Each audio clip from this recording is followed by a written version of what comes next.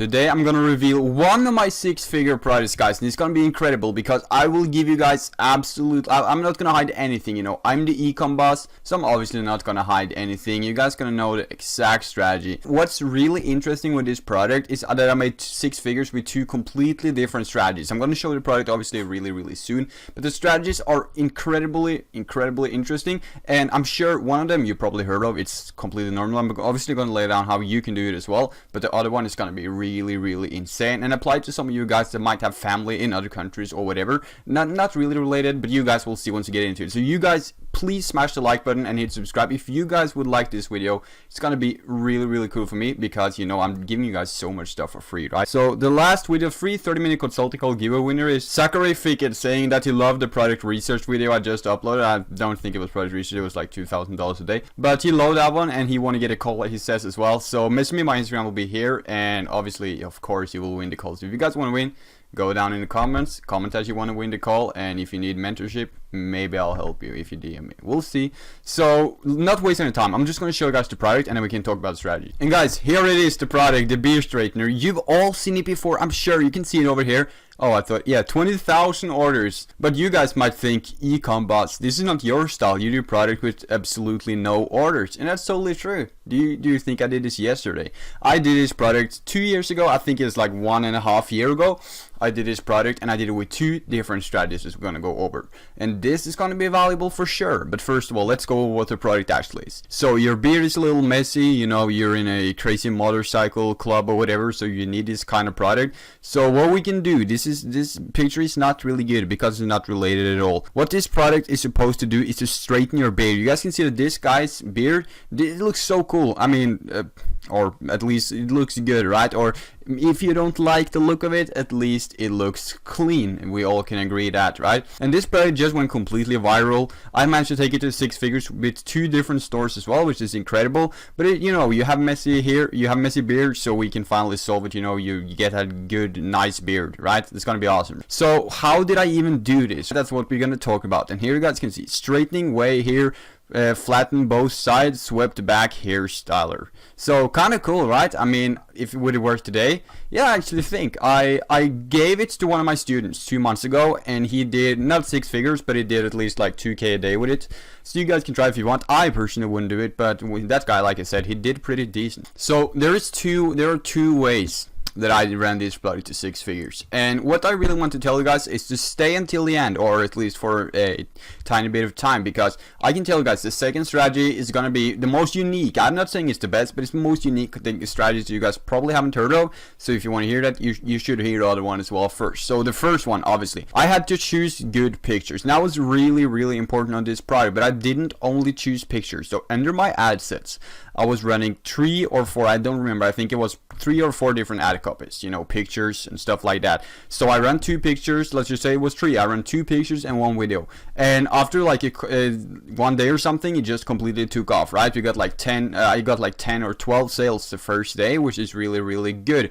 So what I did, after a short amount of time, I decided that I wanted to cut the pictures out, so I was only focusing on the videos. That was sort of like not really creative scaling, but it was more like killing creatives that didn't work. So once I started focusing on the video only, it took off. And how did we do this? Because CBO was not here at the time. I'll tell you about the CBO on the other strategy, because I did use CBO for that. But I also did this recently with CBO. So what I can tell you guys that are interest is, I did completely normal 10 ad sets for $10 a day, or 7 ad sets for $10 a day, depending on what you want. The first time I did it, I did 7 ad sets with $5 a day. The second time I did 10 ad sets for $10 a day. So what allowed me to create these results was that I was thinking outside the box a little bit when I was choosing the interest. You know, I didn't just search a beard and beard straightener and, you know, barber interest like that. I used those as well. So my best interest was called The Beard, and it was 1 million only in the size. I think it was 1.5 million. So it wasn't that big.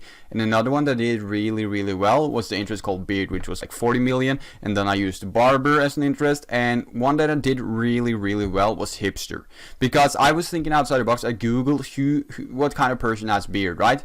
And then it came up something like some article about the hipster culture and that they're growing beard faster than anyone else. So I figured out we might as well try Hipster. And then I also tried a couple of rock concerts, you know, concert for people interested in rock and roll, and that that really took off. So how I did it was, when it got sales, I duplicated the $10 ad sets and increased the budget. So when it was a 10 and it got 3 sales with at least the 2 ROAS or higher, 3 sales, I duplicated it and increased the budget to 25.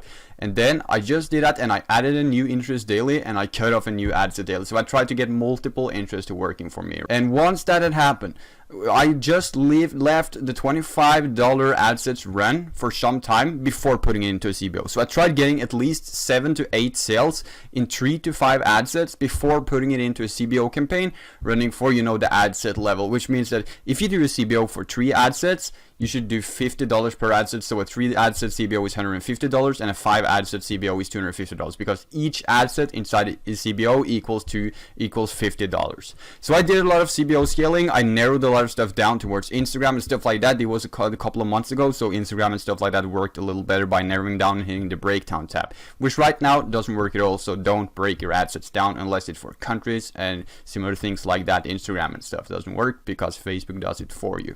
So I had to get changed real quick, or not get changed. It's getting so hot in this room, like you guys don't even know. I'm so excited to move out. My move out date is tomorrow actually, so when you guys are watching this, I'm probably chilling in my new house, so it's gonna be cool. But what I did, I ran a CBO with 5 ad sets. That was a $250 CBO, and once they took off, I started narrowing some things down in the CBO towards countries specifically, which led me into the other strategy later on just by thinking about it. But I started getting into countries and stuff like that by narrowing things down and doing some creative scaling on it. But once the CBO ad sets, again, like the first time before I was doing CBO, I was waiting to get 8 sales in at least 3 ad sets. Once some ad sets in my CBO got 8 sales each, I duplicated those 3 to 5 ad sets and made a CBO for the double budget, right? So if the current one was 250, I'll make a new CBO for 500, and then I'll simply just scale from that. And it was hitting 1K a day because the product was a viral product. And that is the thing to keep in mind. You don't have to scale so advanced if your product is a viral product. I had products going from 1K the first day of testing to 10K 48 hours into the process. Not even kidding you. 2 days into the process, I hit not 10, but I hit $9.5 thousand with the product 50 or 48 to 50 hours into the process of starting it from scratch, because it was a viral product. So you don't always have to scale, just duplicate, increase budgets, and do CBOs like that. It's really going to work for sure. So once I started gathering some data, I started doing lookalike audiences, and I started doing it to specific countries. So my first lookalike was to Brazil, and I did 1 to 10% straight from the beginning, and that was to Brazil. And then I did another one for the US, I did one for Germany, and one for a country I don't even remember. It's probably like Spain or something, but no, it was actually Canada. So I did those 3 or 4 lookalikes, and they did really, really well. They was bringing like anywhere from 3 to 5K a day, and the CBO was bringing in at least anywhere from 3 to 10K a day, which led me up to the possibility of making 15K a day with this store, which obviously didn't happen every day, but we had a day where it happened, right? And when I say we, it's just because I'm a YouTuber or whatever.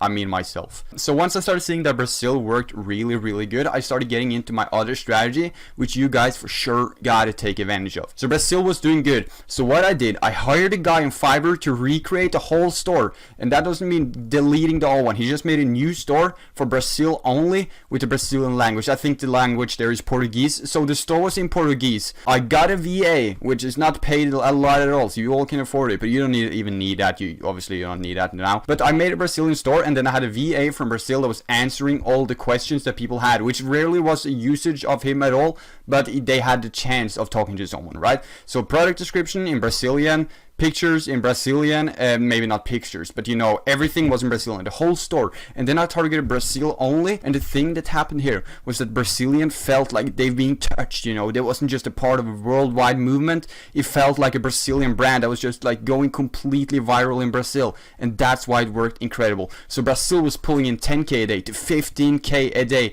and that doesn't mean that I recommend running ads to Brazil, because I've had a really bad experience with it earlier than this, but I just said give it another go. But it completely took over in Brazil, and that's what you guys can do as well. You take a skincare product, for example, you take a blackhead remover and you name it blackhead remover in your own language, so it get, for example, for me, Norwegian, or for you guys watching, it could be in German, it could be in Spanish, whatever your store is going to target towards. Don't target poor countries either, but you brand it in the name of your country, and then your country is going to feel like you're actually a local branded country, and it's going to build so much trust. So the goal here is just to scale completely normal. Don't change anything. It's just the language here that's changed, only the language. And then you want to scale towards those countries by building a store in their own language, so they will feel like, wow, you're only running it to one country. That is so powerful, because if you run it to one country with 10 million people in the country and 200k of those people is gonna buy, you're gonna get so rich, and the conversion rate will be way higher because you're touching them in their own language, so it feels like it's a brand in their country. So because of you running a store in their language, they will for sure boost your conversion rate up to even 20%, just because it's in your country. And then it could also go viral publicly, so people will start talking about it. Talk about this new product that's a sale, talking about this new product that just started popping off in Brazil or whatever. Everyone in Brazil on schools and stuff would talk about it. And what I also kept in mind before launching to Brazil was that there's a lot of people in Brazil that have a lot of beard. That's also things to take in consideration. If you are running a beard product, who has beard? That's probably not a Swedish person. That could either be a Viking or a people or guys in like really hot places, because beard tends to grow way faster there. And I know for a fact that Brazilian people have way more beard than people in the US have, and people in motorcycle gangs will most likely have more beard than regular people in school. So by taking advantage of that, figuring out who has beard and where are they coming from, I managed to break the store down to Brazil only and target those people in there with their own language, which were touching them, and it did really, really well. And that also helped me when I was going to launch the lookalikes towards that specific country.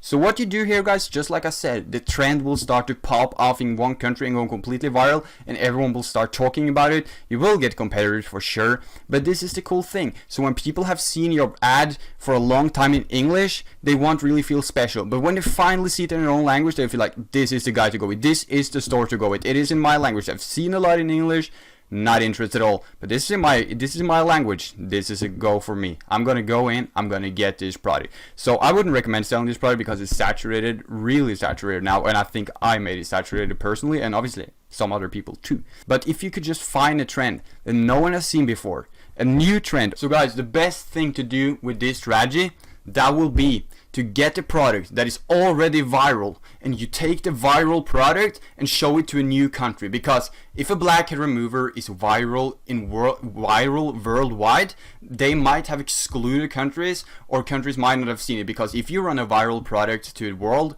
it will optimize towards the most qualified countries. So that means that US, for example, US and Canada is doing really well. That means that Germany is probably no longer going to see it. So you'll miss, when you do worldwide, you'll find good countries, and then it will avoid all the other countries. So if by not doing worldwide, by targeting a specific country that, for example, have a lot of beard, you'll get to all the people inside that place, and you'll try to start a trend there. And if worldwide have seen a saturated product, then that doesn't mean Brazil have seen it, right? So the thing was, everyone in the US, everyone in Canada, everyone in England, everyone in Belgium had seen this product, but no one in Brazil had. So we took a big trend to a country that had never seen it before, and that's exactly how we took off. Really interesting. So most of you guys won't even do this because it will require work. You got to hire someone to, translate, unless you can do it yourself. But if you want to do that, the results will pay off 100%. It will absolutely pay off if you hire someone to do that, because it's most likely going to go viral. And that's going to be it for today's video, guys. Really hope you found it valuable, and make sure that you guys please would smash the like button and subscribe, because we do give away a lot of good content there. And I'll talk to you guys later. Bye.